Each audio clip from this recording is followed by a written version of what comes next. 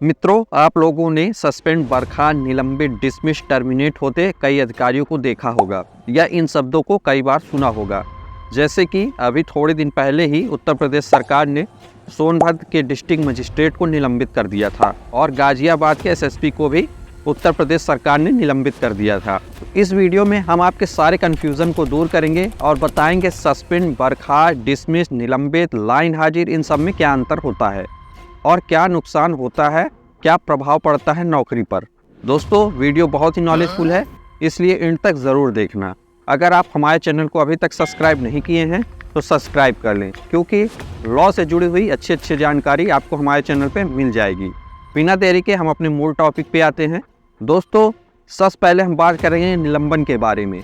दोस्तों, सस्पेंड या निलंबन, देखिए सस्पेंड जो है वो अंग्रेजी शब्द है और निलंबन उसी का हिंदी शब्द है। यदि अब आपको कहीं भी सुनने को मिले कि फला अधिकारी सस्पेंड हो गया या निलंबित हो गया, तो आप समझ जाइए कि यह एक ही शब्द है। अब बात करते हैं सस्पेंड या निलंबन होने पर क्या प्रभाव नौकरी पे पड़ता है। तो सबसे पहले हम जानेंगे निलंबित करने का अधिकार अपने से ऊपर अधिकारियों के हाथों में होता है। दूसरा पॉइंट है कि जब कोई अधिकारी निलंबित होता है तो उसे आधी सैलरी दिया जाता है और महंगाई भत्ता भी उसको मिलता रहता है और आरोपों की जांच होती है।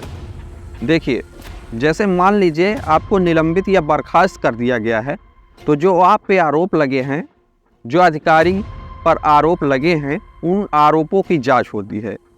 यदि आप आरोपों में निर्दोष पाए जाते हैं तो नौकरी आपको वापस मिल जाती है, और यदि आरोपों की जांच होने पर आप जांच में दोषी पाए जाते हैं तो आपको बर्खास्त भी किया जा सकता है। तो आप समझ ही गए होंगे दोस्तों कि बर्खास्त से पहले की प्रक्रिया जो होती है वो होती है निलंबन या सस्पेंड की। यदि कोई अधिकारी सस्पेंड हुआ है तो उसे अधिक नुकसान नहीं होता है, नौकरी वापस मिल सकती है, सैलरी भी उसको मिलती रहेगी और किसी अन्य विभाग में भी वो नौकरी के लिए ट्राई कर सकता है। अब बात आती है दोस्तों बर्खास्त की। देखिए, बर्खास्त या डिसमिस का ही हिंदी अर्थ है बर्खास्त, या जिसे कह सकते हैं सेवा समाप्त, या आपने कई बार टर्मिनेट शब्द सुना होगा। टर्मिनेट का भी अर्थ होता है समाप्ति, ठीक है। तो यदि आप डिसमिस, बर्खास्त, टर्मिनेट ऐसे शब्द सुनते हैं तो उसका एक ही अर्थ होता है। अब हम वीडियो में आगे जानेंगे कि इसमें नौकरी का क्या प्रभाव पड़ता है, नौकरी में इसमें क्या प्रभाव पड़ेगा। दोस्तों, बर्खास्त करने का अधिकार विभाग के बड़े अधिकारियों के पास होता है।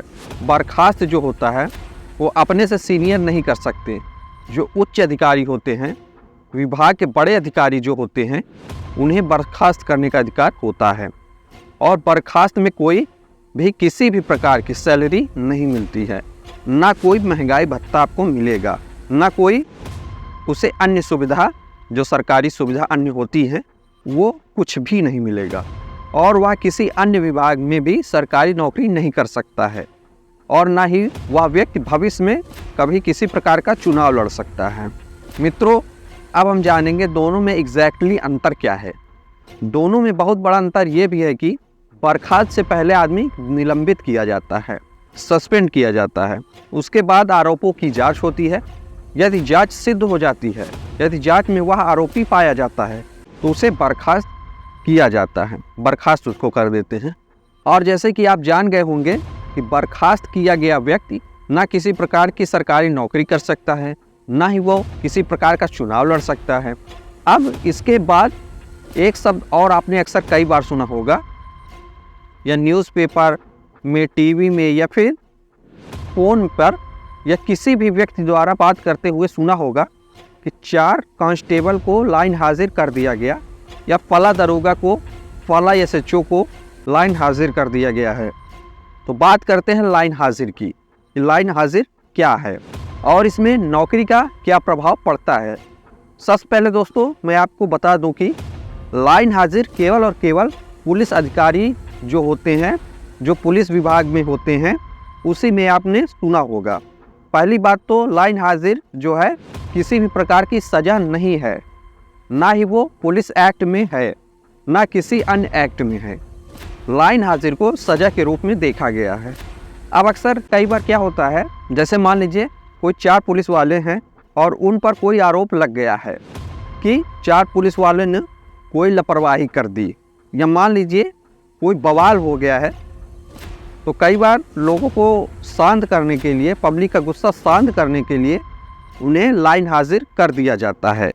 या मान लीजिए कोई सब इंस्पेक्टर है, थाने में तैनात है, और यदि मान लीजिए कोई गलत कार्य कर दिया, पब्लिक का प्रभाव पड़ रहा है, या मान लीजिए किसी नेता का प्रभाव पड़ रहा है, वहाँ से प्रेशर पड़ रहा है, तो उसके विभागीय जो अधिकारी होते हैं वो उन्हें लाइन हाजिर कर सकते हैं। ठीक है, तो लाइन हाजिर में उस थाने से हटा के, उस जिम्मेदारी से हटा के पुलिस लाइन जो है वहाँ पर उसे बुला लिया जाएगा और पुलिस लाइन में कार्य देखना पड़ेगा। और ना ही वहाँ पर कोई सैलरी पर फ़र्क पड़ता है, ना कोई नौकरी पर प्रभाव पड़ता है, ना ही कोई महंगाई भत्ते पर प्रभाव पड़ता है। यानी कि हम कह सकते हैं कि पब्लिक को दिखाने के लिए एक कार्य से हटा के दूसरे कार्य में लगा दिया जाता है। दोस्तों, उम्मीद करता हूँ सारी बातें आपको समझ आ गई होंगी। वीडियो अच्छी लगी हो तो एक लाइक कर दें। आपके मन में कोई प्रश्न है तो कमेंट में पूछ सकते हैं।